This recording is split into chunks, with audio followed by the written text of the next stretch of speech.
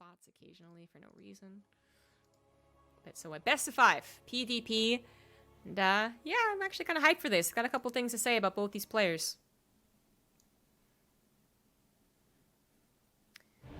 Down to the bottom half of the bracket, we have a guy named Pieta. What flag is that? I'm learning flags. Oh! Isn't that Kazakhstan?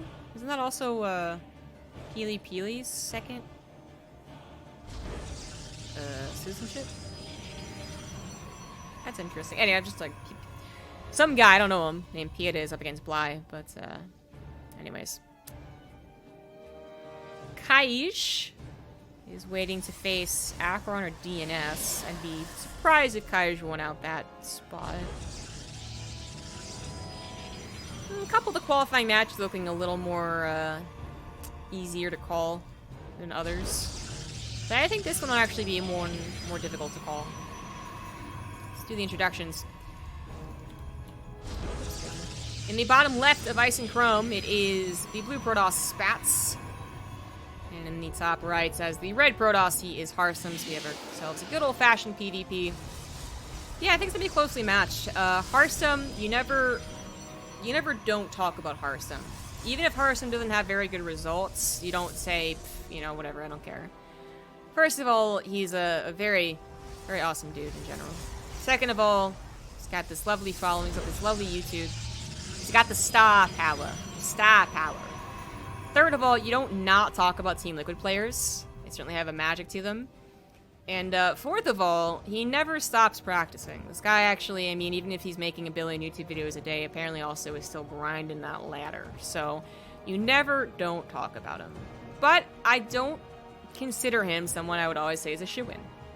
He's one of those guys that has a lot of weight to his name and a lot of weight to his play. He's not bad, but still will occasionally disappoint us by not making through some of these, you know, these types of qualifiers. He'll get beat by a guy like Spatz, who not many people know, but, you know, it's PvP, and he wasn't feeling it that day, got a little bit unlucky, like that, I can see that happening. So I think Harstem's gonna win, but if Spatz' PvP is actually as good as I think it may be, then it's gonna be trouble.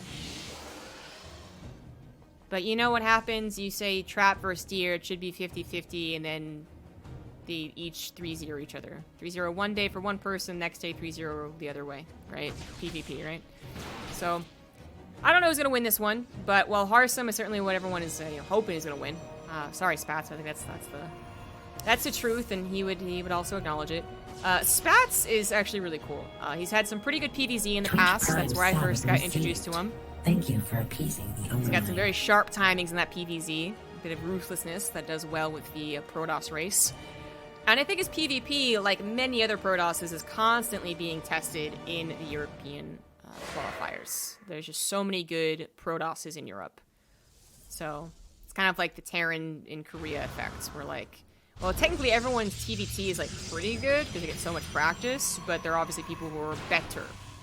Here is better than our TVT. So on and so forth. But anyways, Spatz' PvP, I think, is his middle matchup.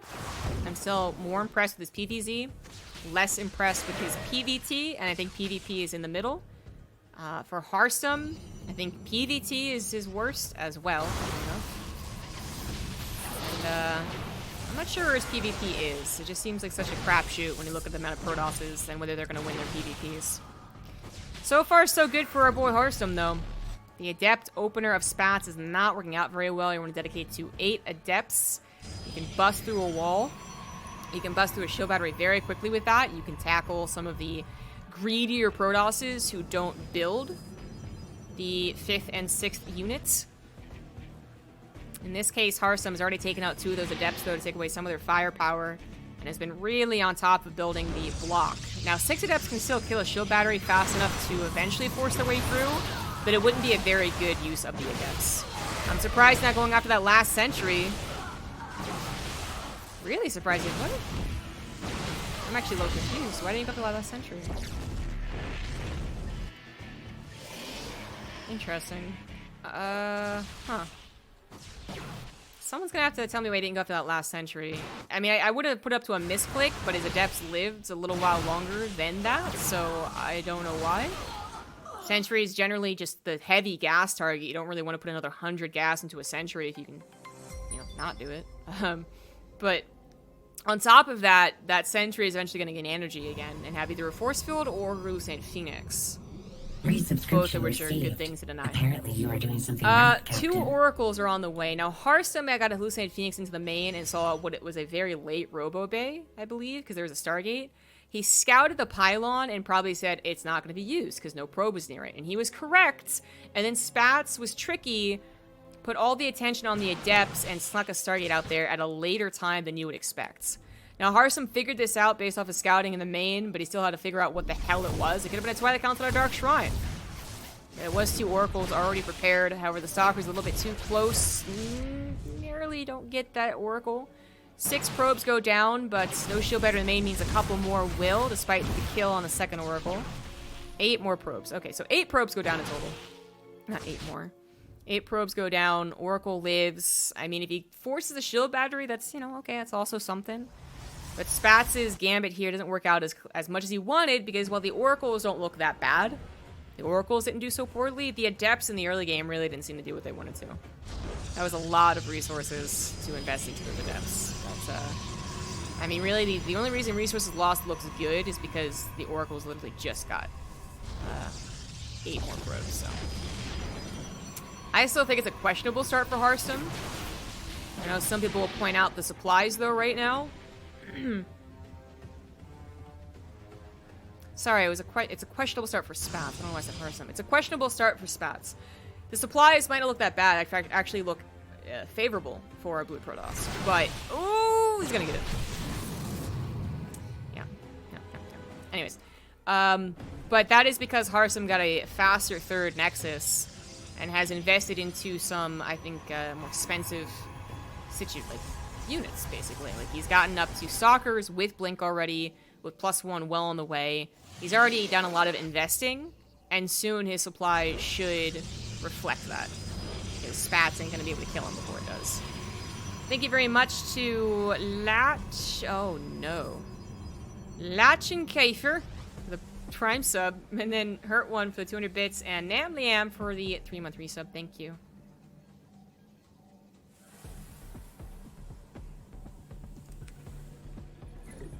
Observer's gonna take place around the 3rd Nexus.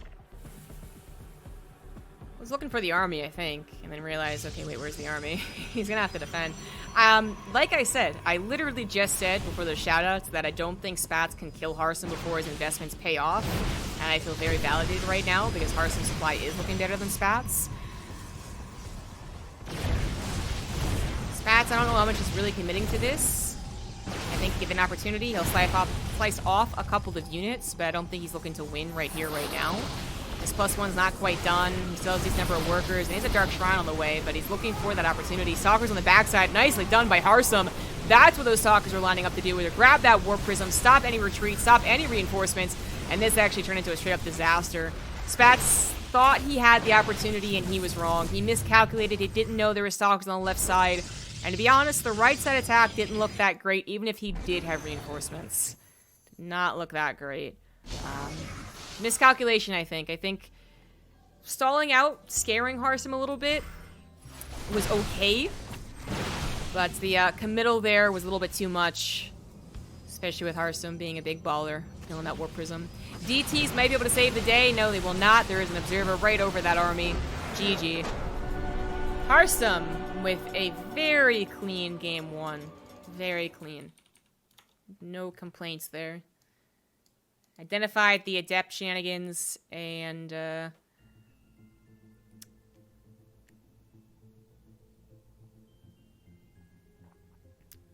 really take any damage. That's a promising start.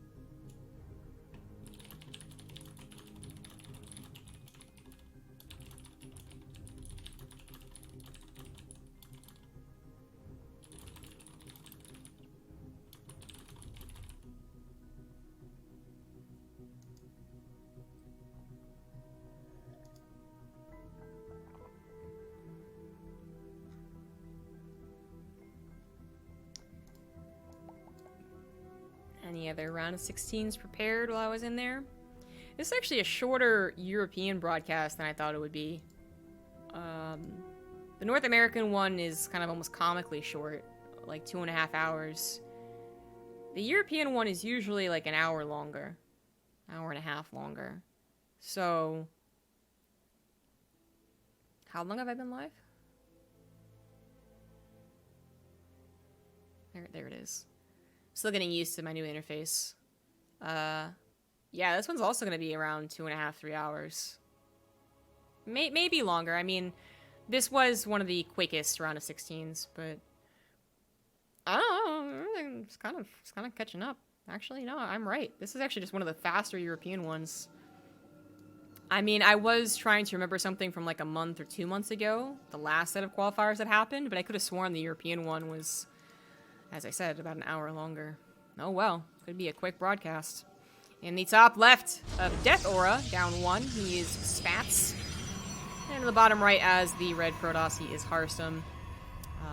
That was a very clean PvP from Harstem, no complaints there. Promising start, good stuff. But to be fair, PvP can sometimes be like that, and in this specific instance, Spatz took a chance with the 8 Adept opener, and it kind of failed hard. There were some cool ideas. Not just the 8 Adept openers sometimes being a little out of the meta, so you go, okay, what are you doing? Oh, right, and then by that time you recognize what they're doing, it's already too late. Also was paired up with a Stargate that was proxied when Harstem would have sworn there was no proxy, right? Or hidden, not really proxy, but you get what I'm saying. Like, that was a cool idea. Those units always do well with each other against most races, Adepts and Oracles, right? Name a better combination. But it just didn't work out as well. The Adepts had really already started off poorly by the first 2 dying, and then the rest not really causing a kerfuffle. They didn't get the 2nd Sentry, and they didn't get into the main, which not only raises the potential of damage, it also means that Harstem has to go, oh, fine, okay, and then, like, go up to the main, buy lots of time for Spatz to hide his Stargate and giggle and go, ha ha ha, this isn't even my final form. 2 Oracles about to swoop in. Nah, Harstem dealt so well with the Adepts that he even had peace of mind to send the Hallucination, which scouted a late Robo, told him, okay, something's off. And then he was already prepared for the Oracles, for the most part. I mean, not really, but for the most part. So, just a bad start for Spatz. We'll see what happens if it goes a little bit differently, and it will definitely be going differently, as Harstem throws down a Stargate. So, Spatz, with his probe still in the main, he didn't just check and then leave. If he stays in the main even longer, and actually makes the Adepts chase his probe, which isn't really common, so I don't think he will. There you go. He actually could somewhat tell, like, okay, you're also doing a 1-base Stargate. Right? He knows about the lack of 2nd pylon, that's already obvious, but are they using it or not is always the question. And actually, I mean, if you stay in long enough and see no Nexus being put down, you can be like, oh, okay, it's a 1-base Stargate. Because, I guess it could also be, like, another nefarious 1-base thing. It's so much more common to just be like, oh, it's a Stargate. So we have Spatz checking around for, you know, first and foremost, oh, the Adept Shade vision is not good enough. Ooh, first and foremost, just the pylon. They would then see the Stargate, but I think he might just go for a Phoenix first anyways. Ah, he doesn't. Ah, shoot. See, his plan was to do 1-base Stargate, I think. I think that's fair to say. I want to do 1-base Stargate. Oh, the block! Oh, the block! Ooh, the probe's a little late to the party, but the counter Adept Shade block was pretty sweet. Nicely done. 2 Adepts over here still scout the lack of Nexus. This should really be cluing him into something is going on. Is it a Stargate? I think he knows, has an inkling at least. That's why he built a shield battery in his main, also because that's a safe thing to do. Harstem not doing any shield battery shenanigans. Would be vulnerable to the Oracle, but he has Stalkers, something that Spatz didn't have. So there is so much potential every which way in this game for some serious damage to go down, and it seems like what's going to happen is a relatively normal and even PvP instead. PvP's a fun matchup.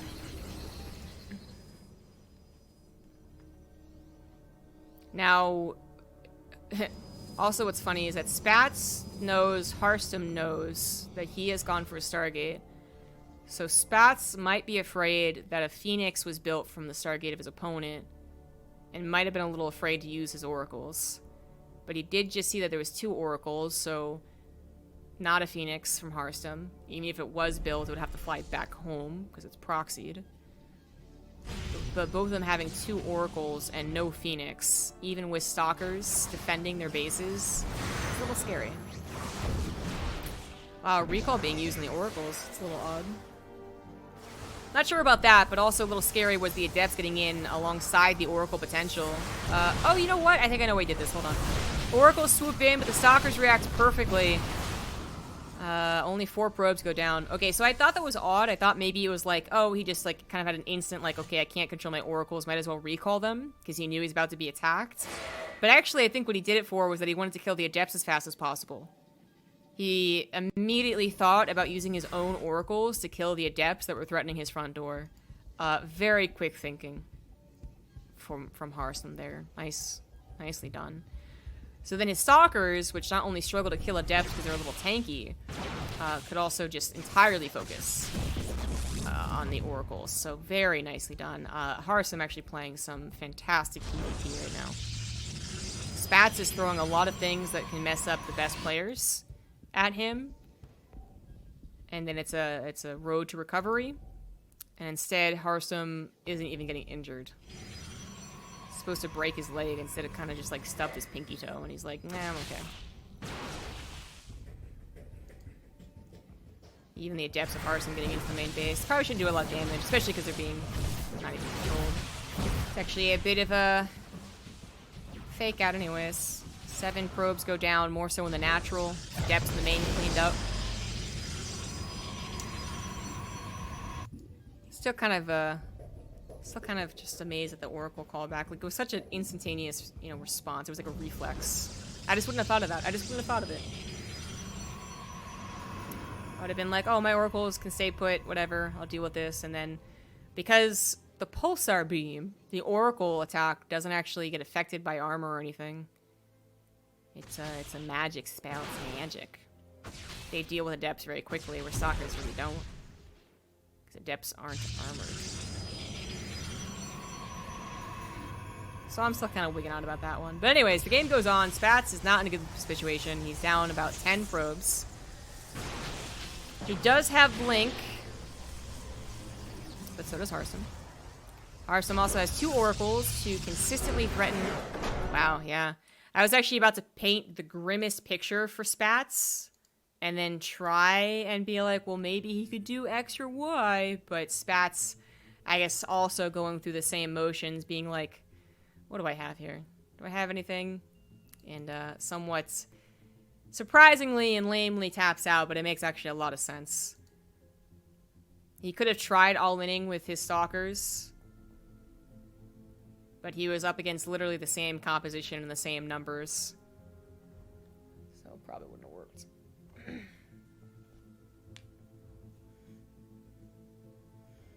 Nice pronunciation, really? Oh, thank you. I tried my best.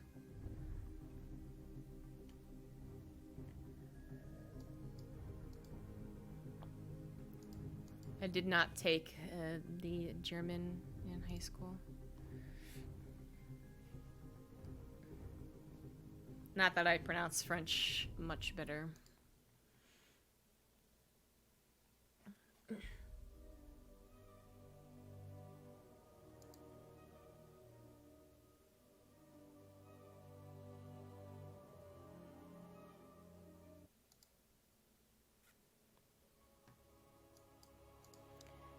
I'm feeling like this is the last game. We went into this best of 5. I made a case for Spatz to do well.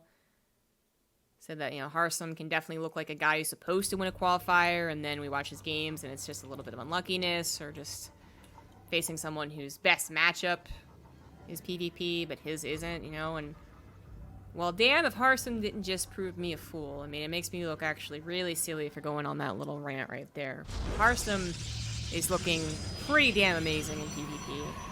And while maybe he just feels comfortable against what Spatz is doing, and is kind of cluing in to Spatz... So far, we've seen adepts and oracles from Spatz, after all. I still argue that the style that Spatz is going for is actually very high risk, high reward. And more often than not, he gets at least a little reward for the risk. And so far, it's like Harstem's not giving him anything. Even with different openers on Harstem's side, still not giving him anything. So I'm pretty impressed. In the bottom left, it is Harstem. On the top right of Everdream, it is Spatz. Spatz definitely one of those guys who I think could make it through in one of these qualifiers, but he is on the edge. We don't necessarily expect him to make it through a qualifier like we do Harstem, and it wouldn't be so surprising if he didn't, but I would be shocked if he didn't make it into another qualifying match. He's, for me, a guy who will be... Apparently you are doing something right, Captain. He'll be in the qualifying round every qualifier, and it's just, okay, can he actually win that qualifying match? Thank you very much, Boristy, for the 36-month resub. You should sub to the grub. Also, did you know that Amazon Prime, and Twitch Prime, that's for sure, Amazon Gaming gets you a free subscription to a stream of your choice every month? That's true. You guys should be using your Prime sub on any streamer you'd like. Just make sure to use it. And, you know, it'd be nice if you use it with me. So, fake pylon. No proxy for Harstem. Very real proxy pylon for Spatz. And it is going to be another Stargate, so it's not necessarily in proxy. It is certainly hidden. Spatz is kind of being a one-trick pony a little bit, though. A little bit. Like, he is mixing things up. He's not literally doing 8 adepts into Stargate, and that's his thing. He is mixing things up a little bit. I mean, even starting off with Stalkers. Stalking off with Stalkers. I think might confuse Harstem a little bit. He might be a little like, oh, okay, this is different.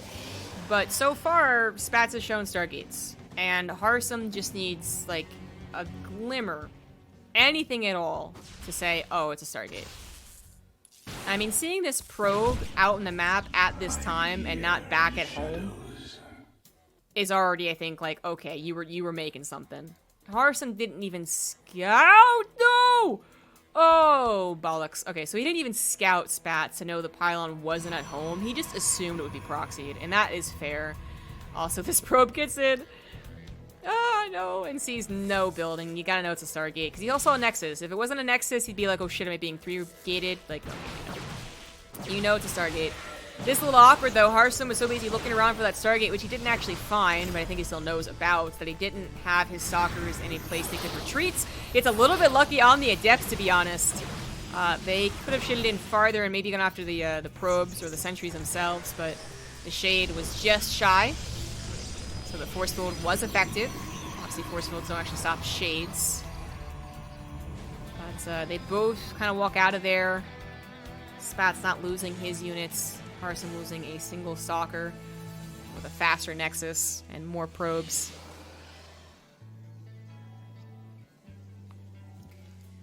Oracle is probably going to need to wait for a buddy. Oh my god, it's already here. Totally missed that. So, yeah, Oracle has been joined up by a buddy. Seeing no shield battery in the natural, tries to go in for that. Lets the Oracle get chased, so the second Oracle gets the actual damage. Tag team, sisters. That's actually kind of funny. It'd be so tempting to go in 2 at once, but this, like, left to right thing is actually pretty cute. Yeah, kind of sucky thing about Stargate openers now, I'm just thinking about this, is that because Blink is so common and pretty damn good now, once upon a time you could kind of argue that, like, okay, the Oracles didn't do a lot of damage, but hey, why is this Oracle being moved by hallucination? It's like, hello? What? Hold position is usually what is used against that. Well, Harstem just wins this game then. I hate to be dramatic, but 8 probes just went down. 9, 10, 10, 10, 10, 10, 10. I hate to be dramatic, but 10 probes go down. What I was going to try and talk about is that because Stalkers are actually useful and Blink is actually useful, you know, one time could be like, well, the Oracles didn't do very much, but hey, at least they forced out X number of Stalkers. Well, now you want X number of Stalkers. Maybe not this quickly. Maybe you'd prefer not building 3 or 4 extra Stalkers and get a faster Twilight Council. Yeah, sure, in a perfect game. But my point is, like, now it's really not that bad. This is something he's going to want anyways, as I do assume Blink will start up with +1. Spatz loses 10 probes, does very little damage to his oracles, at least they're alive. And is going to follow up here with Resident Glaives all-in. That is his hope. He's hoping he can win a game with an all-in. Maybe he can. Maybe. Even if 2 Adepts were to get 10 probes now, it is at that time. It is a little bit later, so it's less effective. Harstem is already committing to a 3rd Nexus. Now, okay, we have to talk about the trickiness. 3rd Nexus, 400 minerals, that's not the biggest commitment.